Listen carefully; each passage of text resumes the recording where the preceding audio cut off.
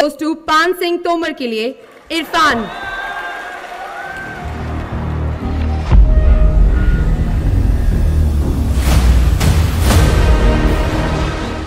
Hello అండి, ఈరోజు ఒక వర్సటైల్ యాక్టర్ ఇర్ఫాన్ ఖాన్ తన క్యాన్సర్ జర్నీ గురించి డిస్కస్ చేసుకుందాం.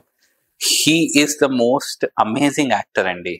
ఇండియన్ మూవీస్తో పాటు ఇంటర్నేషనల్ మూవీస్ కూడా తను చేశారు.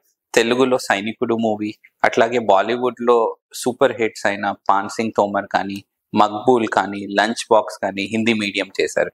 అదే ఇంటర్నేషనల్ లెవెల్లో అమేజింగ్ స్పైడర్ మ్యాన్ కానీ, స్లమ్ డాగ్ మిలీనియర్ కానీ, ఇట్లాంటి మూవీస్ ఇంటర్నేషనల్ లెవెల్లో కూడా, జురాసిక్ పార్క్ కూడా తను నటించి ఉన్నారు. తనకి 2018 ఆ సంవత్సరంలో కడుపులో సమ్ డిస్టర్బెన్స్ అది వస్తుండేది. తను ఇనీషియల్గా చాలా ట్రావెల్ చేయాలి అటు ఇటు అనే ఉద్దేశంతో చాలా డిస్రిగార్డ్ అండ్ నెగ్లెక్ట్ చేశారు. తర్వాత పర్సిస్టెంట్గా దాని నొప్పితో పాటు మోషన్స్ అది అవ్వడంతో తను ఎవాల్యుయేట్ చేసుకుంటే దాంట్లో తెలిసింది ఏంటంటే అత్యంత అరుదుగా కనిపించే న్యూరో ఎండోక్రైన్ ట్యూమర్ అనేది బయటపడింది. ఈ ట్రీట్మెంట్ కోసం తను లండన్కి వెళ్ళి ఇనీషియల్ పార్ట్ ఆఫ్ ట్రీట్మెంట్ తీసుకొని తర్వాత ఇండియాకి వచ్చి మళ్ళీ ఇంకో మూవీలో యాక్ట్ చేశారు. అట్లాగే ట్రీట్మెంట్ జరుగుతున్న తర్వాత కొన్ని రోజుల తర్వాత తను సివియర్ ఇంటెస్టైనల్ ఇన్ఫెక్షన్తో తను మరణించడం జరిగింది.